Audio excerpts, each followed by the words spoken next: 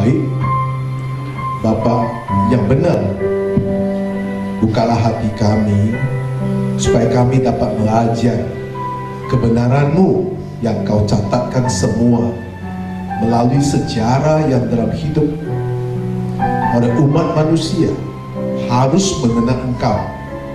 Karena tanpa mengenal Engkau, Yesus Kristus, tidak ada satu manusia pun bisa selamat. Karena Allah Bapa hanya memandang Engkau Yesus, setiap manusia akan di dalam-Mu mendapat keselamatan, mendapat safety. Karena Engkau telah membayar mahal, mati di kayu salib, setiap darah-Mu yang mensucikan dosa-dosa kita. Terima kasih Tuhan. Pada malam ini kami mau siap hati kami untuk mendengar sabda firman. Pimpinlah kami, buka hati kami dan pikiran kami setiap firman, agar kami dapat terima dan kami bisa jalankan hidup kami sesuai dengan kehendak. Pakailah hamba-Mu yang terbatas, yang lemah ini. Pimpin mulut hamba-Mu dapat menyampaikan setiap firman sesuai kehendak-Mu. Berfirmanlah Tuhan kepada kami. Kami berdoa di dalam nama Yesus Kristus. Kita orang percaya katakan amin. Silakan duduk semuanya. Salam semuanya. Puji Tuhan. Hari ini kami bersuka cita karena saudara begitu semangat. Ya, ada dua kesemangat saudara saya lihat di muka ini. Satu, ya, sukacita karena ketemu Tuhan. Amin. Kedua, sukacita kantong lagi padat. Amin. Nah, ini penting ya. Jadi kalau misalnya sukacita sama Tuhan, pasti kantong lagi padat, pasti sukacita. Hari ini kita akan belajar mengenai Yesus menang atas percobaan iblis. Yesus menang atas cobaan iblis. Sekali lagi, Yesus menang atas cobaan iblis. Mari kita baca di Lukas 4 ayat 1 sampai ke 13. Lukas 4 ayat 1 sampai 13. Lukas 4 ayat 1 sampai 13. Saya akan baca ayat pertama, saudara baca ayat kedua, nanti ayat ke-13 kita akan baca bersama-sama. Yesus yang penuh dengan Roh Kudus kembali dari sungai Yordan, lalu dibawa oleh Roh Kudus ke padang gurun. Ayat kedua. Di situ dia bilang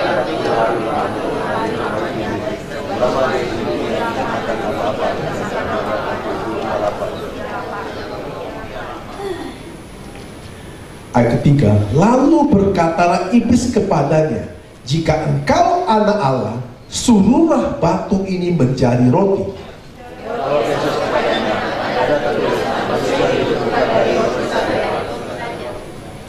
Ayat kelima, kemudian ia membawa Yesus ke suatu tempat yang tinggi dan di dalam sekejap mata ia memperlihatkan kepadanya semua kerajaan dunia.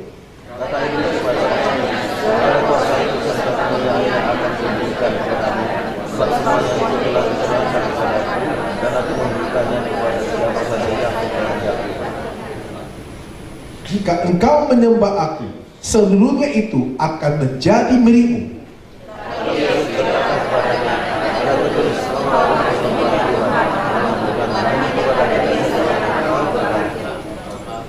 Ayat ke-9, kemudian ia membawa Yesus ke Yerusalem dan menempatkan dia di bumbung bait Allah, lalu berkata kepadanya, jika engkau anak Allah, jatuhlah dirimu dari sini ke bawah.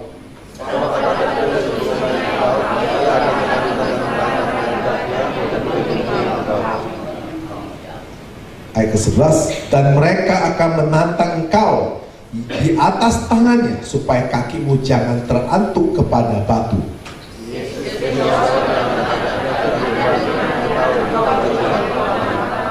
Ayat 13 kita baca bersama-sama.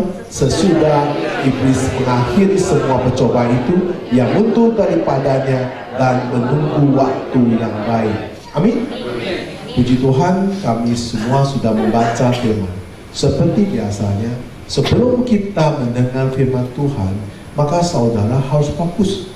Kalau saudara sudah beribadah, jika saudara tidak fokus, Anda pulang tidak dapat apa-apa. Firman Tuhan itu sangat berguna, karena Nah, firman itu akan membawa hidup Anda berubah. Hidup Anda akan dipimpin oleh firman, dipimpin oleh Roh Kudus. Nah, Bapak, seperti biasanya, saya percaya kita akan khotbah mengenai tahap demi tahap. Karena di sini ada orang yang sekolahnya SD, ada orang yang SMP, ada orang yang SMA, ada orang yang sekolah pukul tas, bukan paku tas, pukul tas, pikul tas ya, pikul tas, pikul tas.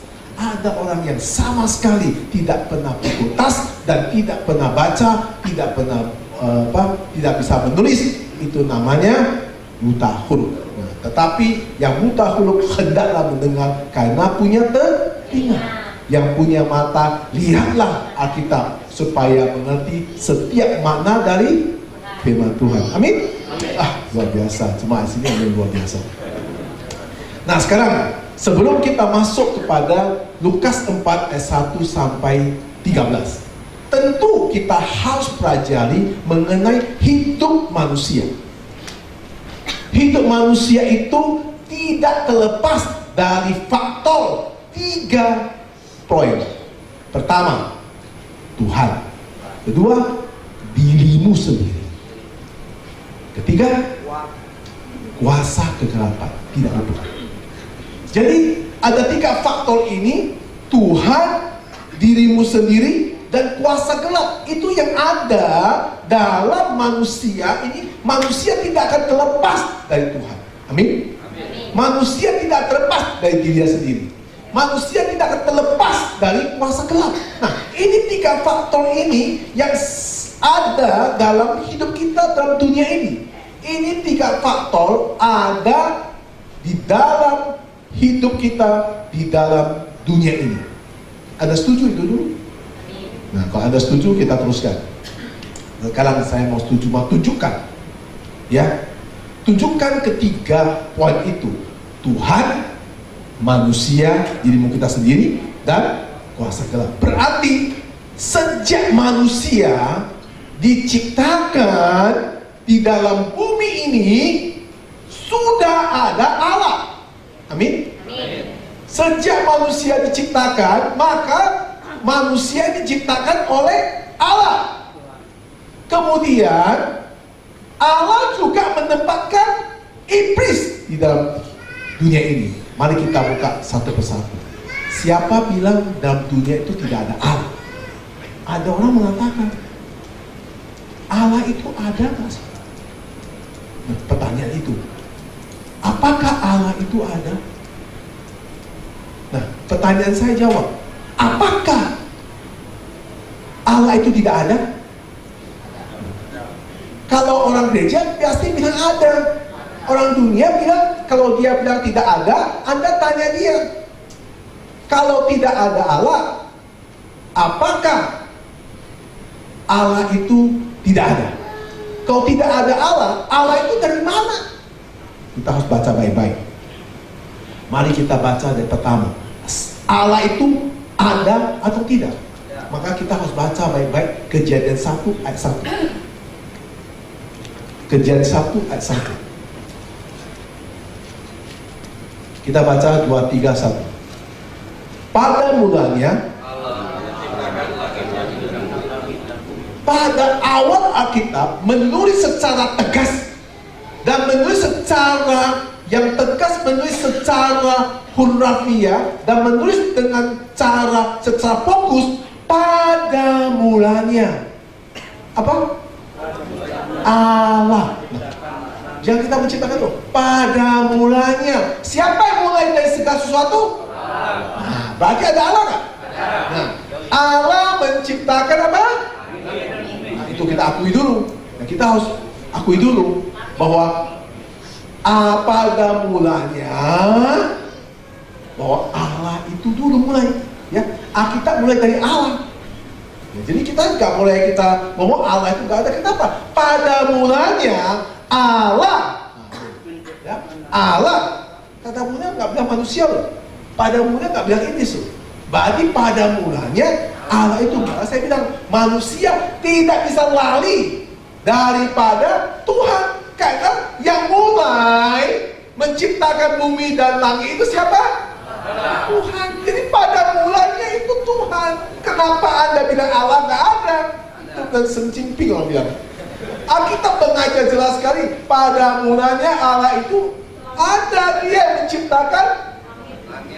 Kita di langit ada Allah, di bumi ada Allah, karena Allah yang Oke, kita selesai.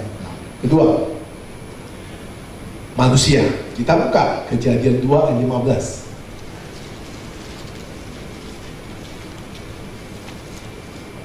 Nah, itu baca 3, 2, 1. Tuhan Allah mengambil manusia itu dan menempatkannya dalam Taman Eden untuk mengusahakan dan memelihara taman itu. Pada Tuhan Allah mengambil. Jadi pertama Allah menciptakan langit dan bumi. Tuhan mengambil manusia itu, menempatkan dia di mana? Nah, berarti Tuhan mengambil manusia, menempatkan di bumi. Jelas kan? Berarti yang menempatkan manusia di bumi siapa? Tuhan. Berarti untuk apa Tuhan menempatkan manusia di bumi? Supaya manusia itu mengusahakan, menjaga semua milik Allah. Jelas loh. Ya, itu 2 poin. Nah, itu 2 ya. 1, Allah itu ada, manusia itu ditempat oleh siapa? Manusia ditempat oleh siapa? Allah. Sekarang ketiga, iblis itu bagaimana? Kita buka Kejadian 3 ayat 1. Baca baik-baik Kejadian 1. 3, 2, 1.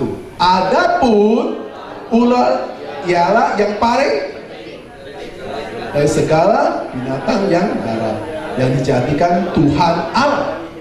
Ular itu berkata kepada perempuan itu, tentulah Allah berfirman, semua pohon dalam taman itu jangan makan buahnya. Bukan. Jadi pertama bisa, adapun ular ialah yang paling. Allah sudah ngomong, ya, yang binatang yang paling cerdik siapa? Yang paling pintar sancipa siapa? Kenapa lu masih kenapa kamu masih bisa dibohong ular? Karena kita kalah pintar kan? Benar? Ini ular itu ada paling. Jadi segala binatang yang paling cerdik adalah ular. Allah sudah ngomong, saya tempatkan ular supaya ya kamu harus tahu dia itu paling cerdik. Baik, jelas loh. Berarti manusia itu terdiri dari 3 hal: Tuhan, manusia, iblis. Iblis paling jahat. Makanya kita nggak bisa kalah iblis. Benar? Mampu nggak kau berantem sama iblis? Nggak mampu. Nah ini saudara harus pelajari. Dalam hidup kita, ya, persoalan manusia itu adalah mengalahkan iblis. Karena Tuhan itu menempatkan manusia, tetapi Tuhan juga memakai iblis yang paling cerdik untuk mengganggu kamu. 3 hal ini. Dan mengerti 3 hal ini? Nah, saudara-saudara, yang selalu membuat manusia dalam masalah, yang selalu membuat manusia ada dalam masalah, apa yang iblis selalu pakai untuk mengganggu manusia sehingga manusia itu bermasalah? Apa yang iblis pakai? Kan iblis sedih kan? Benar? Iblis pakai apa? Gitu. Jauh uang itu. Iblis pakai apa? Iblis pakai apa? Ini manusia ya. Iblis pakai apa supaya manusia itu jatuh dosa? Iblis pakai apa supaya manusia itu hidup itu ketakutan? Iblis pakai apa supaya manusia itu tidak naik surga? Iblis pakai apa supaya manusia itu hancur hidupnya? Cabai-cabean, Pak. Enggak apa? Anggap aja baik-baik. Kalau saudara bilang iblis itu ganggu kamu ibadah, no. Iblis itu ganggu kamu waktu baca kitab, no. Itu iblis yang tahun 45. Iblis tahun 2014 bukan iblis seperti itu. Bukan serang-serang yang giginya panjang itu, bukan. Jadi kita jangan selalu menganggap bahwa iblis ganggu kita baca kitab. Kita nggak bisa baca kitab, kita bilang iblis ganggu kita. Kita nggak bisa ibadah, iblis ganggu kita dan ibadah. Bukan. Nggak mungkin iblis ganggu kamu, karena iblis tahu. Karena iblis itu jadi. Nah, apa yang iblis ganggu kamu? 3 hal iblis ganggu kamu. Pertama, sikpaan. Apa itu? Makan. Kedua, mata. Ketiga, keangkuhan kehidupan kamu. Kita buka dulu ya, Kejadian 3 ayat 6. Kejadian 3 ayat 6. Nanti saya jelasin. Adapun Kejadian 3 ayat 6, sorry. Perempuan itu melihat, ya. Perempuan itu melihat bahwa buah pohon itu baik. Jadi perempuan itu pakai apa? Mata melihat. Untuk dimakan apa? Bicara perut. Ya, sedap kelihatannya, tahan orang bilang ya. Lagi pula pohon itu menarik hatinya karena memberikan pengertian, lalu mengambil dari buahnya dan dimakan, dan diberikannya juga kepada suaminya yang bersama-sama dengan dia, supaya suaminya pun memakannya. Nah, saudara-saudara, kita baca dulu ya. Sini, ini ayatnya gak di komputer sama saya saudara nggak lengkap dulu. Oke, ya jadi pertama adalah perempuan itu melihat. Kedua apa? Apa? Supaya kelihatan. Ya, pertama itu perempuan itu melihat untuk perut kan. Kedua, kelihatannya haukan. Kelihatannya. Ya, kelihatannya. Ketiga adalah memberi pengertian. Memberi pengertian, yaitu apa? Keangguhan hidup. Nah, soal tadi saya ngomong, setan tidak mengganggu kamu dalam ibadah. Enggak. Setan tidak mengganggu kita baca kitab. Cuma setan itu selalu perintah kepada anggotanya. Ketika anggotanya, setan anggota ngomong sama bosnya, ini setan tua ya. Setan tua. Bos, ini kayak mana ini? Manusia semua ibadah sekarang. Semua manusia baca kitab. Kita ganggu dong. Ngapain lu ganggu dia ibadah? Biarin dia ibadah. Kok itu? Dia baca kitab, biarin dia baca kitab. Jadi ganggunya apa, bos? Kok kita nggak ganggu dia waktu ibadah?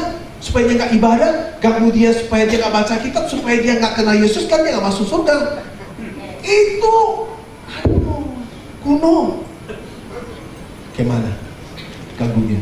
Ini, waktu mau ibadah, waktu mau aja kitab, ya, kamu bisik ke telinganya. Banyak, Samuel mau ibadah.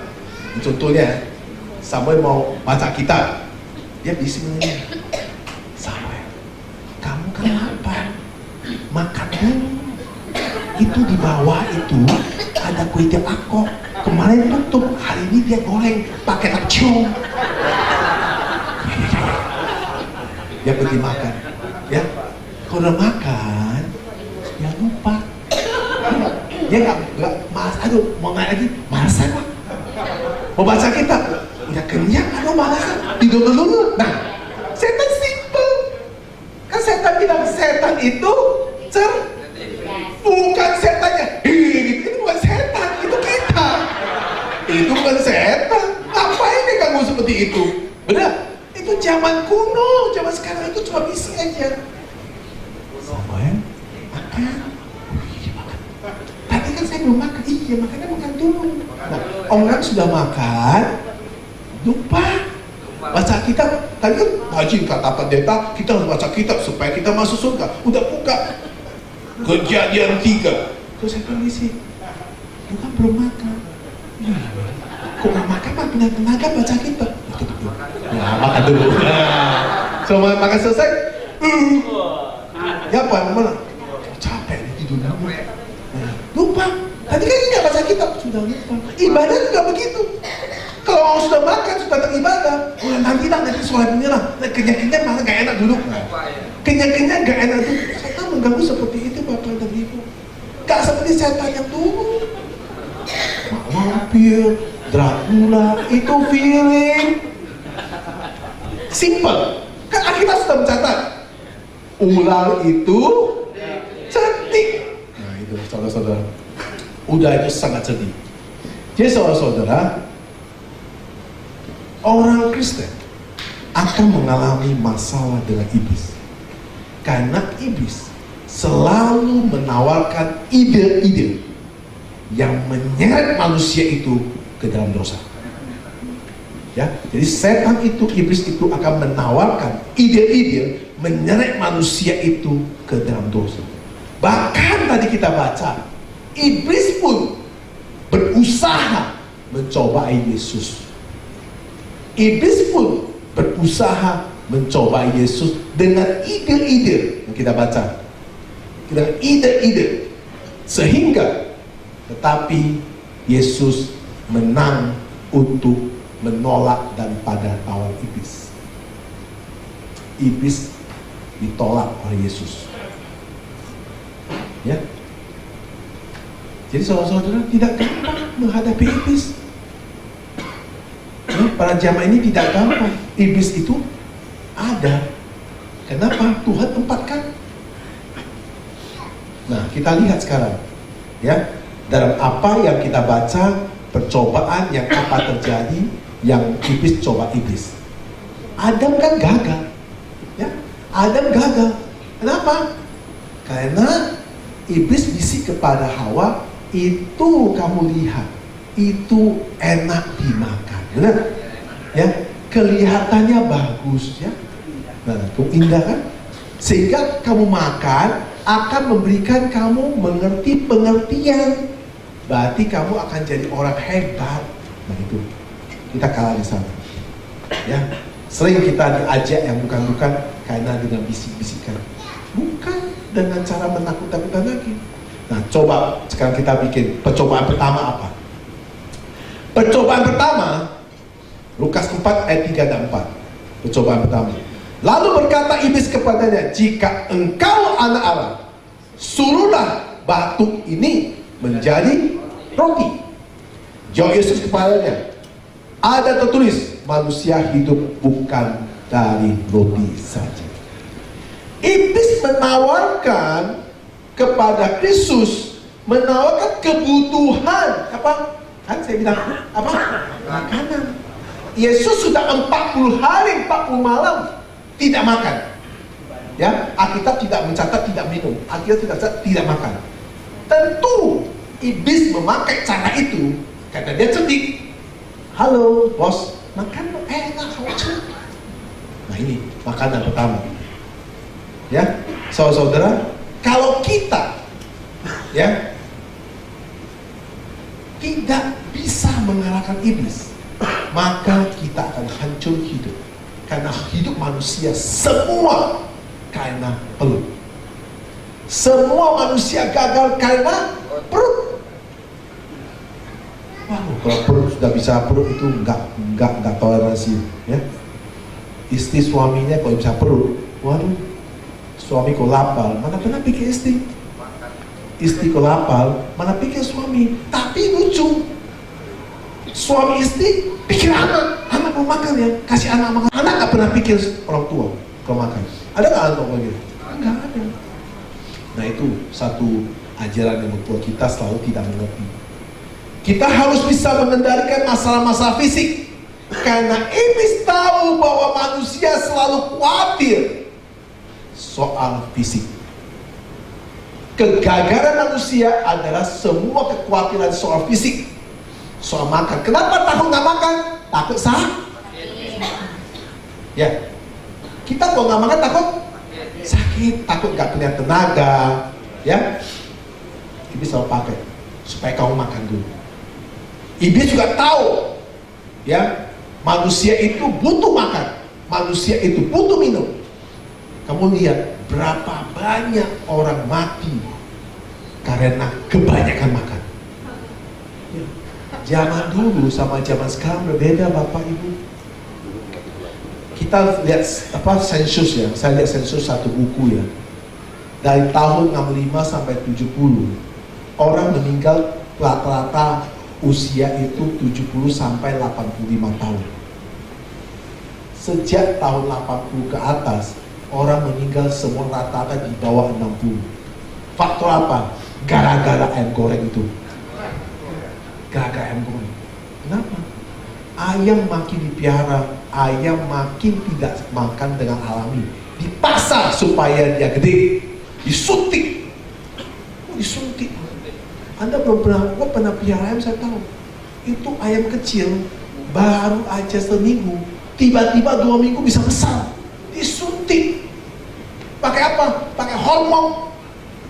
Kalau ayam itu kalau mati itu belai, dia punya ayam itu taruh di matahari. Ayam itu daging langsung jadi ulat besar-besar.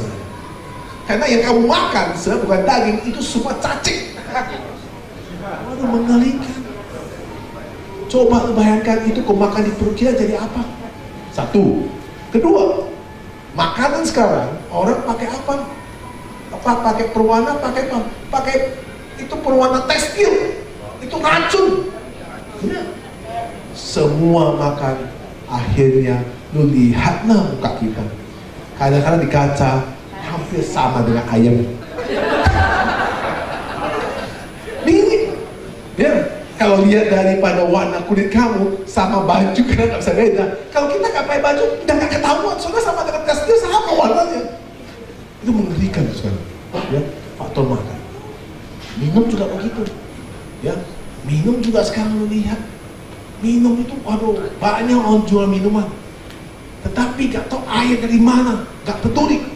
Maka akhirnya disebut orang umur pendek karena faktor uang itu. Maka setan itu berkuasa di dalam bumi itu, membiarkan kita. Maka saudara-saudara, kita harus benar-benar menjaga. Benar-benar menjaga makanan supaya kita sehat. Kalau saudara sakit, kenapa? Karena takjia. Harus benar jaga. Visi itu selalu digunakan setan. Kalau kamu sakit, pasti kamu tidur. Orang kalau udah sakit, orang nggak pernah bicara uang, orang nggak pernah bicara apapun, selalu bertanya kapan dia sembuh, kapan dia sembuh, kapan dia sembuh. Lu suruh dia apa aja mau. Ya, saya pernah besuk satu orang, ya, orang sakit. Dia bilang gini, Pak Ersen, obat apa aja gua mau makan. Saya kasih, ini orang di seberang. Saya kasih dia minyak babi, suruh taruh mukanya, ya, tetap mati. Ini jangan, saya nggak tahu semua mati. Kenapa? Nggak bisa hidup. Jangan pikir kita ada orang hidup, nggak ada. Kalau bilang Pak, tolong sembuhkan saya bilang belum makan minyak babi. Dia makan minyak babi, mati juga. Gak makan tidak makan. Saudara, gak main-main kalau udah masuk virus dalam tubuh kamu. Tidak ada obat. Nyawa kamu tinggal waktu aja. Maka saudara, ketika Anda kalau tahu setan itu begitu jahat, begitu licik, begitu cerdik, Anda harus tahu setan tahu lagi apa kelemahan kita. Apa namanya? Saudara, setan tahu.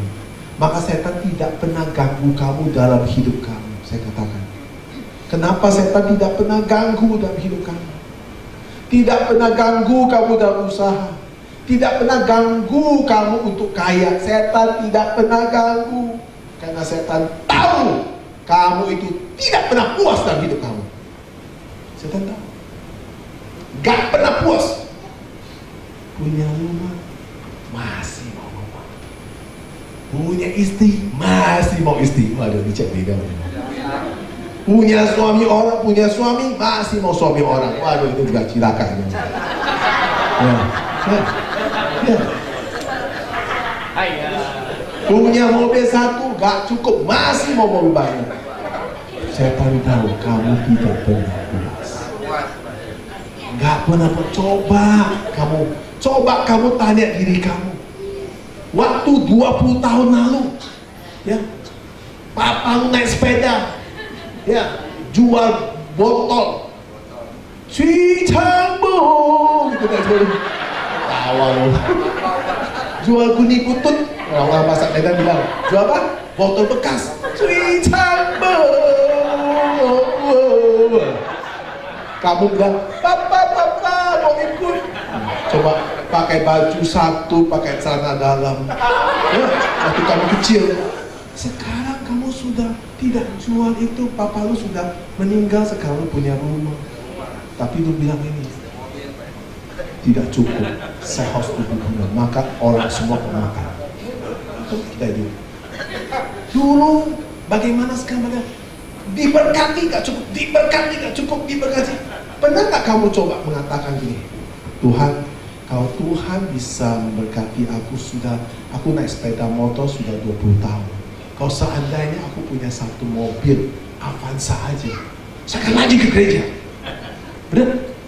Sudah punya, kenapa? Tuhan, gak bisa cepat Tuhan.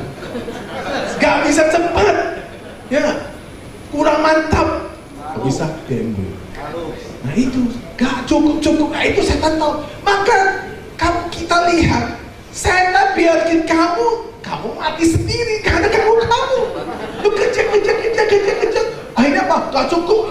Akhirnya gak cukup. Akhirnya masuk penjara sendiri. Gak pernah. Setan bilang, aku tidak pernah usaha sama kamu masuk penjara loh. Gak pernah. Karena kamu loncat sana loncat sini, selaka. Akhirnya apa? Masuk penjara sendiri. Kamu sendiri gitu. Yang cari kamu sendiri, yang mati kamu sendiri, yang masuk penjara kamu sendiri, yang mau keluar kamu juga sogok untuk keluar sendiri. Semua kamu sendiri. Gak bisa siapa bilang, gua tidak mengganggu kamu. Tapi bilang, siapa setan kurang ajar yang tak mengganggu saya. Saya bilang, kapan gua ganggu kamu? Aku cuma kasih tahu kamu aja. Diganggu di matamu, itu lo bagus. Setan cuma kasih tahu, ini lo bagus. Sehingga apa? Iya. Itu tuh cantik loh. Iya. Setan cuma kasih tahu kamu aja.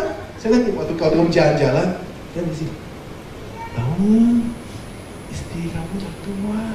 Itu cewek lebih cantik. Iya betul. Kamu kan punya tuh takut apa? Itu juga. Itu setan cuma kasih tahu kamu di mata kamu sudah itu aja. Dia gak pernah bilang, ayo habis enggak. Dia cuma bisik doang. Kamu mati sendiri. Iblis itu cerdik. Udah kasih tahu Alkitab. Baca baik-baik. Ya. Orang sampai ke gereja, orang sampai usir setan di rumah orang sampai tumpang-tumpang tangan, itu percuma. Karena iblis itu cerdik, dia sebagai bisikan aja. Satu bisikan iblis itu orang akan jatuh gebak-gebak. Kenapa? Iblis tahu hati lu paling dalam maunya apa. Iblis tahu. Dan iblis tahu kita itu tidak pernah puas dalam hidup kita. Gak pernah puas. Ada aja komplain. Coba kamu periksa diri kamu. Kalau waktu tinggal rumah kecil, kamu komel. Rumah gede, kamu ngomel. Aku bilang, kalau rumah saya gede, saya akan undang orang gereja ke rumah saya. Kamu kita ngomong. Orang gereja datang ke sana. Dasar orang gak tahu diri, bikin berantakan. Kok berantakan? Udah tahu begini kok berantakan. Ya, gak tahu berterima kasih, ngoceh-ngoceh. Akhirnya, gak baik kita udah. Akhirnya kamu jadi jahat. Kenapa? Siapa yang ganggu kamu? Nah, dari diri kamu sendiri kan? Karena tidak merasa puas, tidak bisa menerima orang. Kenapa? Merasa diri eksklusif. Kamu bau, saya wangi. Kenapa waktu kamu turun bau, kamu gak merasa bau? Nah, ayo kita kembali. Ya. Itulah kelemahan manusia, maka iblis menyerang habis-habisan kepada manusia. Ya. Itulah kelemahan manusia, maka iblis menyerang habis-habisan pada manusia dengan makanan. Jadi wajah pertama tiga. Pertama makanan, kita bicara makanan. Kedua apa? Mata. Ketiga apa? Keangkuhan. Nah, sekarang kita bahas makanan. Waktu iblis mencoba Yesus makan. Ya. Apa yang katakan Yesus? Ya, yang ayat 3 mengatakan, lalu berkata iblis kepada, jika engkau ada Allah, suruhlah batu ini menjadi roti. Jawab Yesus kepadanya, ada tertulis, manusia hidup bukan dari roti saja. Yesus bisa menolak. Karena apa? Karena Yesus dipenuhi dengan Roh Kudus. Kalau kita tidak bersama Allah, tidak mungkin kita sanggup menolak iblis. Tidak sanggup. Gak mampu. 1 inci pun kamu gak sanggup. 1 langkah pun kamu tidak sanggup menolak iblis. Kalau kita tidak ada bersama Kristus dan kemuliaan Allah, Roh Kudus tidak pimpin kita. Gak mungkin. Karena kedagingan kita itu benar-benar sangat suka makan. Sangat suka makan. Siapa sini gak suka makan? Kasih tahu saya. Kecuali mati ya. Ada zombie gak sini? Kalau manusia semua suka makan kan? Sangat. Saya udah biasa nih kalau kayak bilang kita gak mau makan kaki babi. Oh ya, puji Tuhan gak mau makan. Tiba-tiba gak tahu siapa kasih tahu di meja. Ya? Gak mau. Tangannya ambil. Gak mau.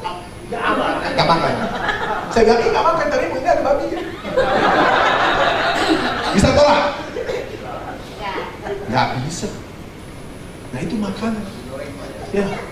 Waktu kau panas darah, gak boleh makan gorengan. Tapi kalau kamu lihat gorengan, aduh gak tahan.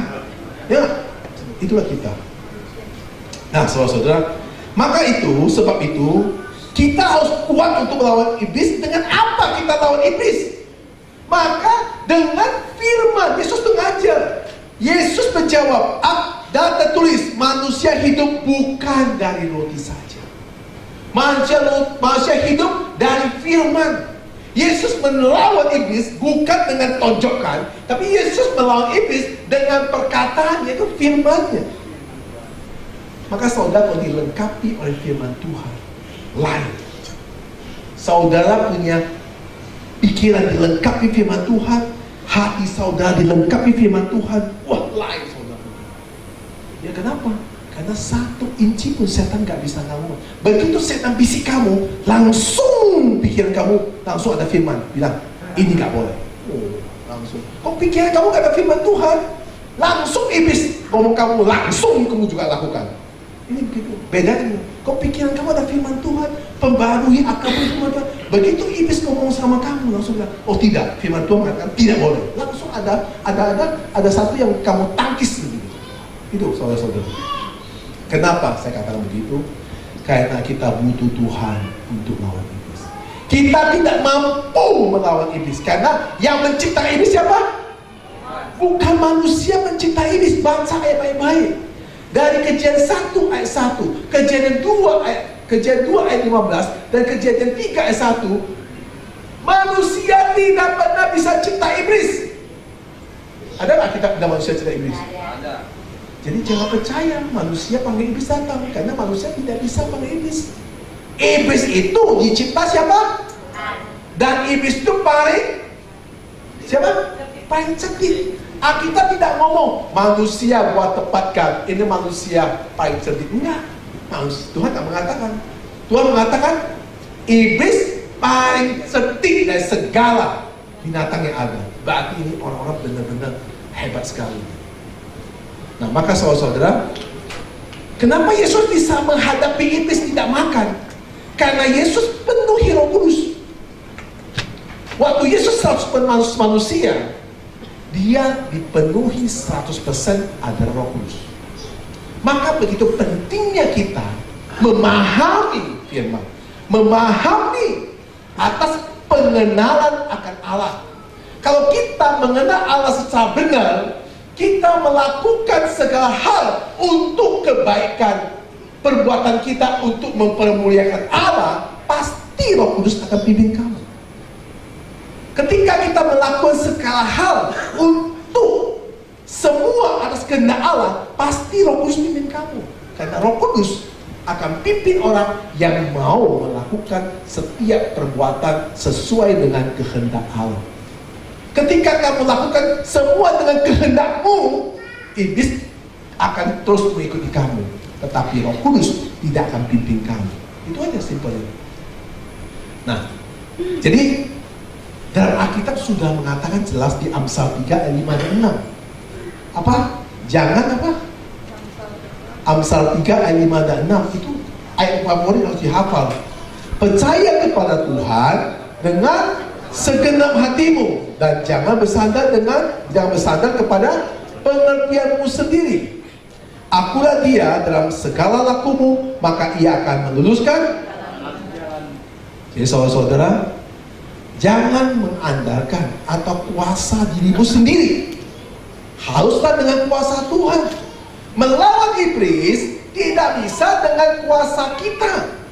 Karena kita itu dicipta Tuhan, tetapi kita tidak dicipta Tuhan untuk melawan setan. Yang harus melawan setan itu kita harus panggil Yesus. Mari ya. Kita dicipta Tuhan, tapi kita tidak dicipta Tuhan untuk melawan setan. Kita dicipta Tuhan untuk memelihara apa yang Tuhan sudah berikan kepada kita.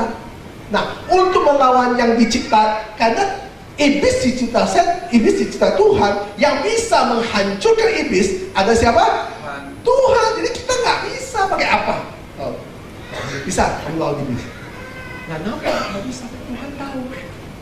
Ini nggak baik-baik. Jadi jangan kamu sering dibohong oleh ajaran-ajaran yang nggak benar. Ya, ayo kita berperang. Saya punya kuasa, saya bisa usir setan. Jangan kamu percaya.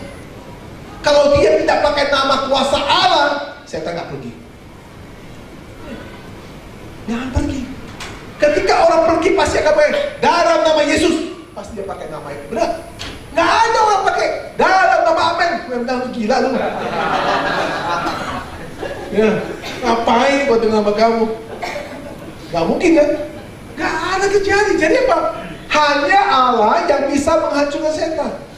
Melalui apa? Melalui firman-Nya. Jadi Alkitab sudah mengajarkan, akulah Dia dalam segalaku, maka Ia akan meluluskan jalanmu. Ya, jangan mengandalkan kekuatanmu, jangan mengandalkan kuasamu, andalkan Tuhan. Itu yang pertama. Yang kedua, mengenai apa? Mata. Ya, percobaan kedua, Lukas 4 ayat 5 sampai 8. Mata. Kemudian dia membawa Yesus ke suatu tempat. Kemudian iblis membawa Yesus ke suatu tempat yang tinggi, dan dalam sekejap apa? Mata ia memperlihatkan kepadanya apa? Semua kerajaan dunia.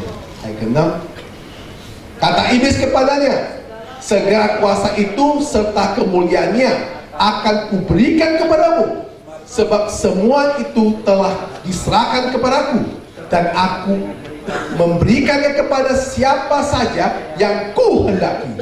Ayat ke-7, jadi jika engkau menyembah aku, seluruh itu akan menjadi milikmu. Ayat ke-8, tetapi Yesus berkata kepadanya, ada tertulis, engkau harus menyembah Tuhan Allahmu, dan hanya kepada Dia saja engkau berbakti. Ini jelas. Yesus melawan iblis dengan apa? Firman. Karena Yesus bukan kurang ajar setan tuh, mengajar saya dengan cara gitu, mau kasih gua gini-gini. Kan gak jauh gitu, bukan gini. Ingat, yang mencipta lu siapa? Tuhan Allahmu. Ya, jadi you harus berbakti kepada Tuhan. Satu kata selesai. Gak usah lawan. Kalau setan sampai keringat-keringatan, sampai loncat-loncat, itu bukan lawan. Itu namanya moseco. Nggak usah. Kalau kamu belajar Alkitab dengan baik-baik, kamu mengerti secara posisi yang baik, kamu akan terbuka pikiran kamu, pola hidup kamu, pikiran kamu mengenai pengetahuan akan terbuka semua, akan kamu mengetahui jelas dalam hidup Tuhan posisi apa, manusia posisi apa, setan posisi apa. Kamu jelasin. Kamu jangan dibolak-balikkan. Kalau dibolak-balikkan akhirnya kamu ngaco. Nah ini, lu ya Yesus. Ya, setan itu datang ke Yesus. Dia tahu mata manusia tidak kuat. Enggak. Dia bawa Yesus dengan sekejap mata. Dia ini. Semua harta, semua kekayaan, semua ini kasih kamu. Cuma Yesus, dia perintah setan bilang Yesus, kamu nyembah aku sekali saja, semua jadi kamu. Kalau kita, oke. Nah ini, cilaka ini, coba lihat, cilaka kita.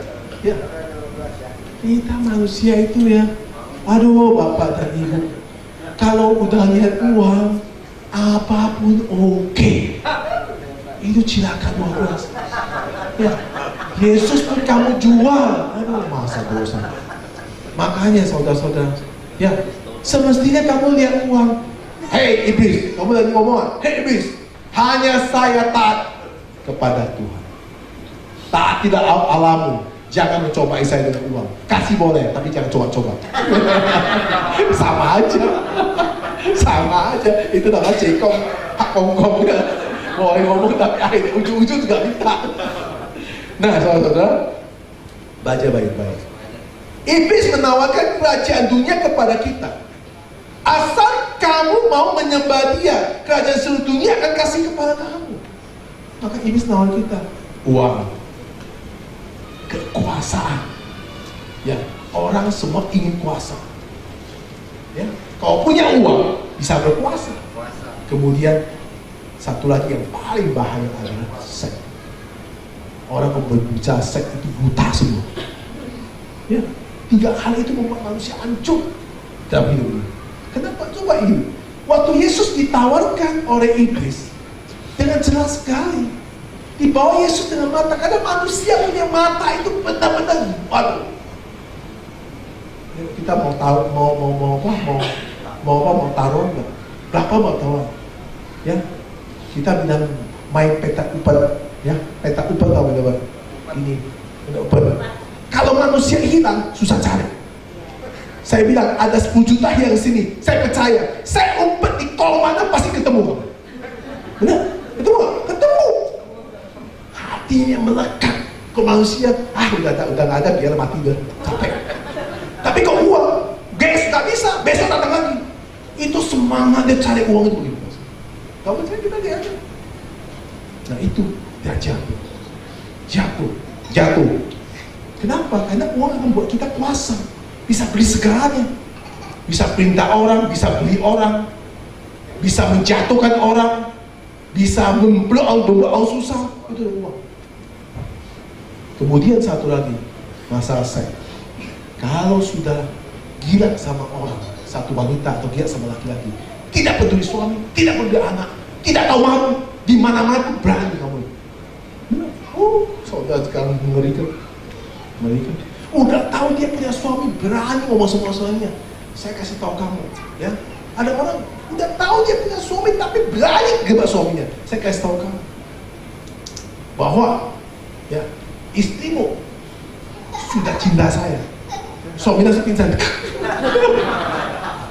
Sekarang kalau udah cinta, gak peduli suami ada.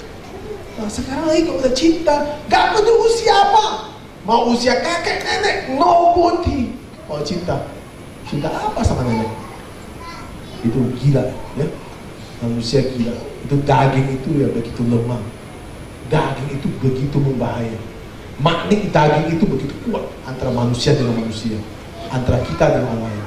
Apalagi yang cabai-cabai, waduh cabai. Makin dekat makin pedas, makin dekat makin pedas. Ya, orang nggak ngerti kenapa bisa begitu.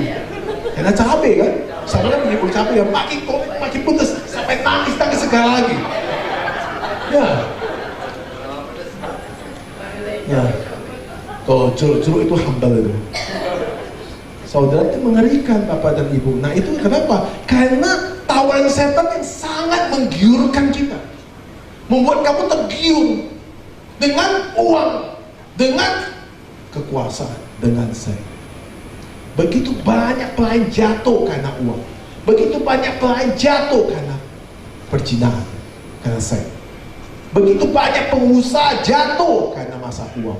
Begitu pengusaha banyak jatuh karena apa?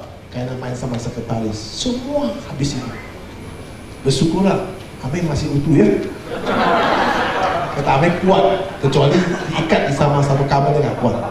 Kalau dibebas dia kuat. Mati matanya kamu itu udah labu.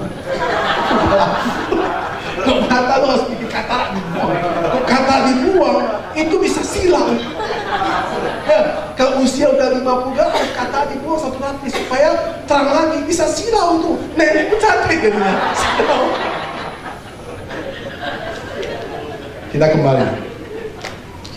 Walaupun sekalipun mematikan, ya, mematikan, kelemahan manusia adalah uang, kuasa, dan seks. Maka manusia itu sangat-sangat sombong karena ketika dia memakai power ini, kekuatan uang, kekuatan kuasa itu untuk melakukan apa saja, maka sering manusia itu menempatkan dirinya dengan tujuan hidupnya yang tidak jelas. Nah, itu ayat jelas mengatakan Yesus kuat. Yesus penuh Roh Kudus. Dia jawab setan, bukan urusanmu. Aku tidak mungkin bersama kamu karena engkau harus menyembah yang menciptamu siapa? Tuhan. Yesus tahu yang menciptakan dia siapa. Untuk apa lawan dia? Maka kita sebenarnya gak perlu lawan iblis. Lawan dirimu sendiri. Ngapain lawan iblis? Dirimu sendiri kuat nggak kamu? Ya. Kalau kita kuat untuk tidak mendengar orang yang ngocehan, bisik-bisikan, berarti kamu lulus. Kalau kamu kuat melihat sesuatu, kamu tidak mengambil, berarti kamu kuat. Ya. Ujian paling besar orang kerja di bank, bank. Itu pengen tiap hari dia uang kan? Wah, itu ujian apa? Saya tanya teman saya mau kerja di BCA gitu. Ujian apa? Satu minggu, ya, dia dikelilingi dengan uang. Makan di meja uang, duduk di kursi uang, sampai nek uang itu baru keluar. Saya bilang, nek uang, itu dia uang kan? Sampai satu lembar aja, pasti lu pikir otaknya. Bisa nggak? Siapa yang store uang lebih satu lembar? Pikir, kamu tidak pikir. Lama-lama, gak ketahuan 2 lembar, gak ketahuan 3 lembar, gak ketahuan 4 lembar, kirim ke penjara langsung. Gitu kan? Satu, aman, puji Tuhan. Satu, aman, puji Tuhan. Ya, itu otak semua itu kan latihan. Sampai kamu jawab, bukan milik saya. Bisa sampai begitu. Itu kan latihan. Nah, kok di sini, kalau ada uang, waduh, tonjok-tonjokan. Kamu gak peduli saya, mana peduli saya. Nggak peduli, ya. Untung baju saya hitam. Kalau baju saya itu cetakan uang, mati kamu semua. Ya. Saya percaya tiap hari ibadah. Mana saya pilih? Kalau hari Jumat sebenarnya nggak pakai baju hitam, harus pakai baju yang uang kan? Masih segar semua. Saya bilang amin. Rasa mau terkam aja kan? Waduh, Bapak dan Ibu, inilah diajarkan. Nah, kita lihat. Tadi kedua, bata ketiga, ya, keangkuhan kehidupan. Apa? Cobaan ketiga, ayat 9 sampai 12. Kemudian ia membawa Yesus ke Yerusalem dan menempatkan dia di bumbungan bait Allah. Lalu berkata kepadanya, jika engkau anak Allah, jatuhlah dirimu dari sini ke bawah. Ayat 10. Sebab ada tertulis mengenai engkau, ia akan memerintahkan malaikat-malaikatnya untuk melindungi engkau. Ayat ke-11.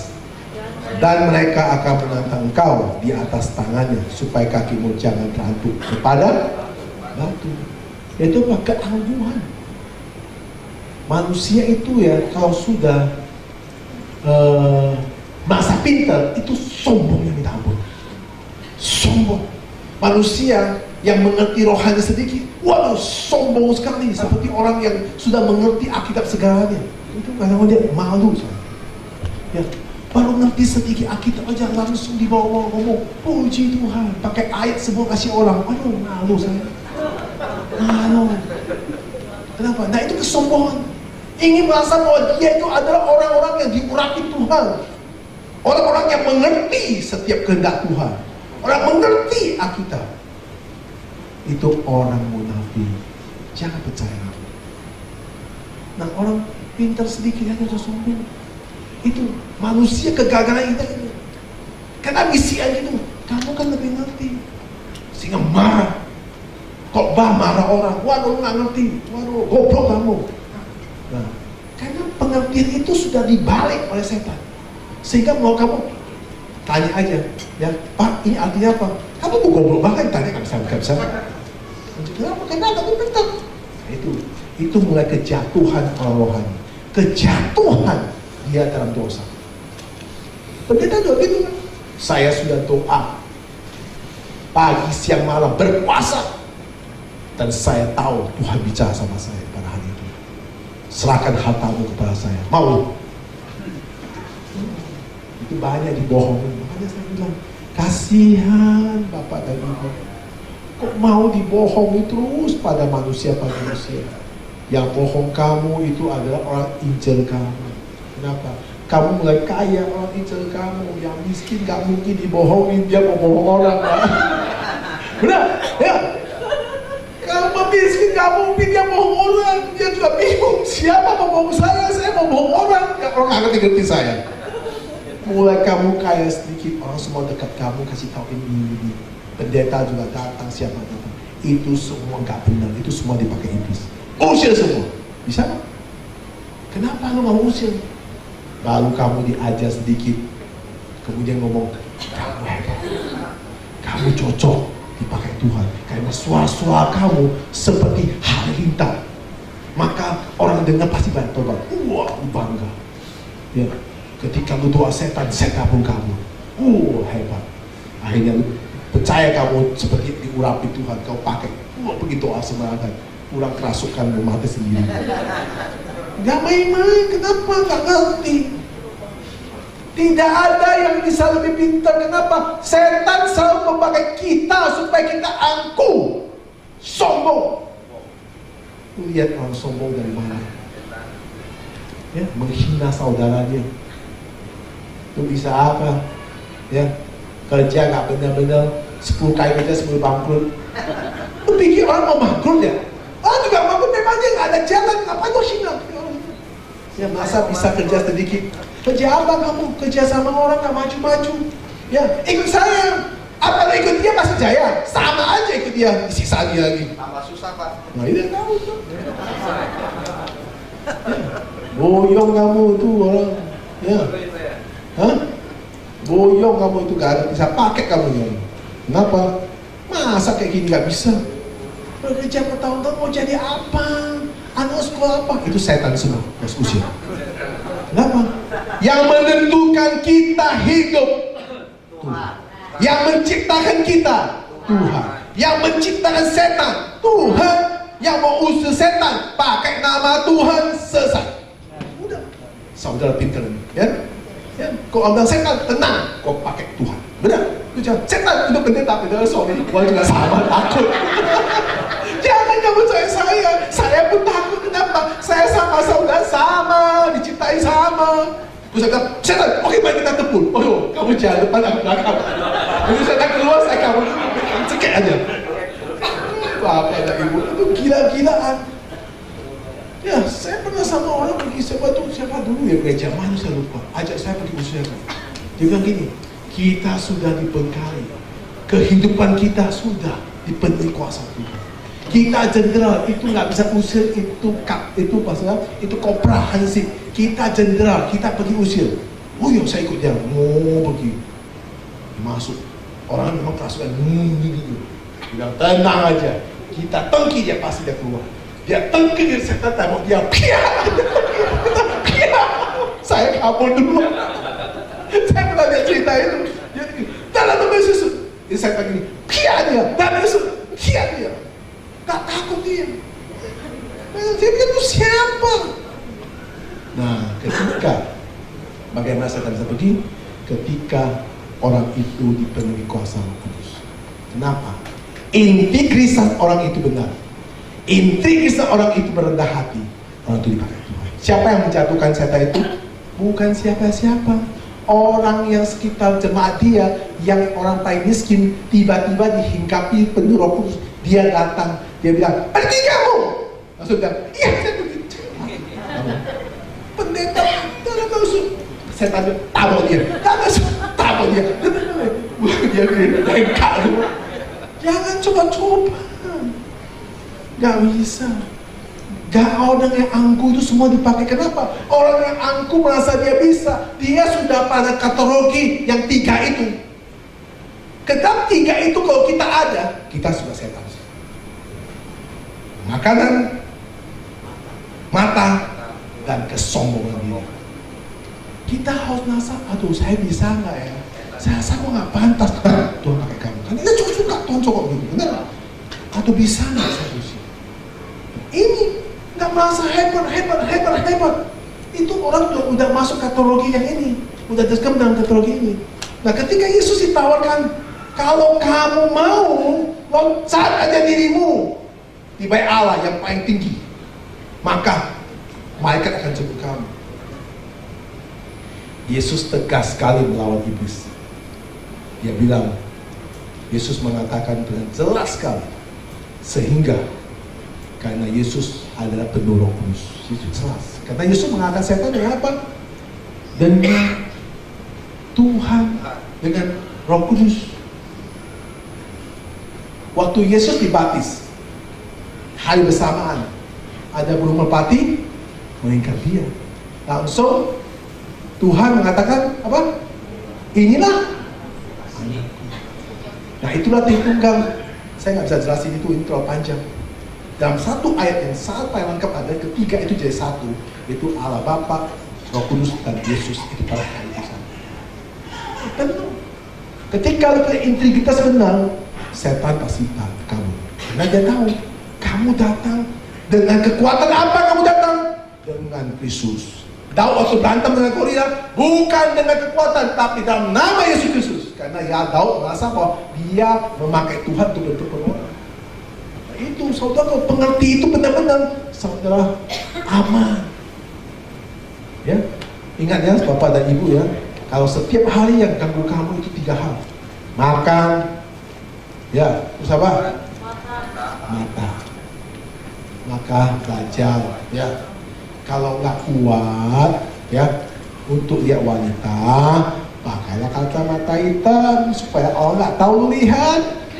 Saya ajarin.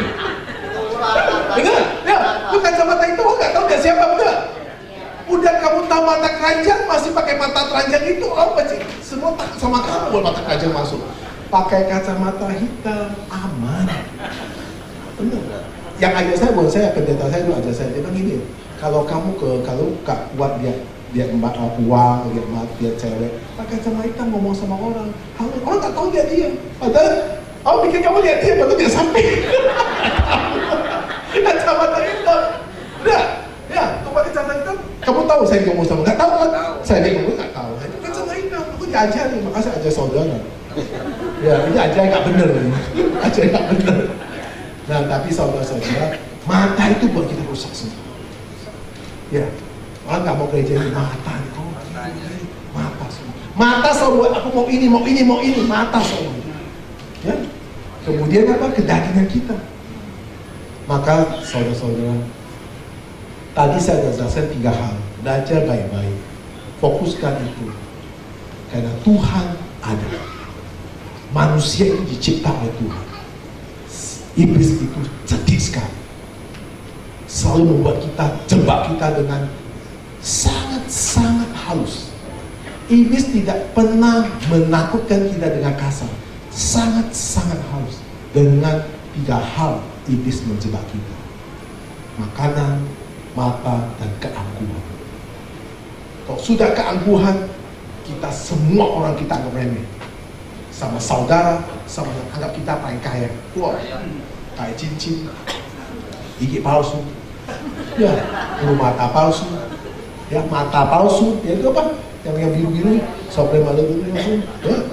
Semua palsu. Ya. Kenapa? Karena merasa mau hebat. Ya. Rambut palsu, wig, ya. Semua palsu. Kenapa? Karena menunjukkan bahwa saya kaya. Kenapa harus tunjukkan orang? Karena mau kamu supaya apa? Supaya kamu dipuji, diangkuhkan. Nah, itu mulai setan mau pakai kamu. Ya. Maka itu Bapak dan Ibu belajar baik-baik. Kalau Anda belajar itu Anda kuat. Anda kuat sekali dalam kehidupan Anda. Tidak ada satupun orang bisa ganggu Bapak dan Ibu. Dan setan pun tidak akan ganggu. Kenapa? Karena di dalam dirimu penuh dengan firman. Di dalam dirimu penuh dengan Roh Kudus. Gak ada ganggu kamu. Kalau dirimu penuh dengan setan, gak usah ganggu. Kamu ganggu sendiri juga mati sendiri. Karena gak ada ganggu kamu. Siapa yang mau ganggu kita? Coba kamu tanya. Kamu lihat semua sekarang dalam dunia ini. Yang diributkan apa sih? Hah? Kuasa. Benar? Uang. Kemudian apa? Wanita. Lu lihat, ya TV selalu lihat itu gosip-gosip itu bisa apa? Wanita, uang, ya, kuasa, semua itu. Nah, so apa yang mau diributkan? Gak ada yang diributkan di dunia ini. 3 hal. Ya. Kita gereja di apa? Di apa? Di apa di gereja? Hah? Di apa? Bukan makanan. Lebutlah firman Tuhan supaya kamu dapat itu. Firman Tuhan kamu harus dapat. Kalau di gereja kamu gak dapat inti firman Tuhan, percuma kamu beribadah. Ini kamu harus pegang sehingga kamu kuat, dibekali dengan pengetahuan firman Tuhan yang benar. Maka saudara pulang dari gereja, saudara 天不怕地不怕，怕自己。apa ini? 天不怕地不怕，怕自己。apa artinya? Langit tidak takut, bumi tidak takut, takut sendiri, mati sendiri. Amin, Tuhan Yesus berkati.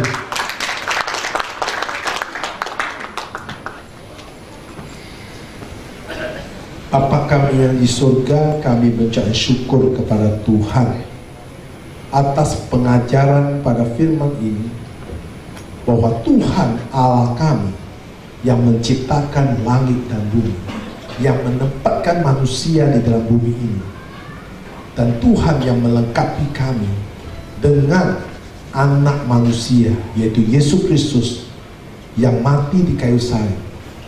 Dengan kematian Yesus, bahwa setiap manusia dibekali oleh kuasa Roh Kudus, sehingga setiap manusia diberikan hidup kekal, diberikan hidup dengan damai, diberikan hidup penuh dengan sukacita bagi semua manusia yang percaya Yesus Kristus sebagai Allah.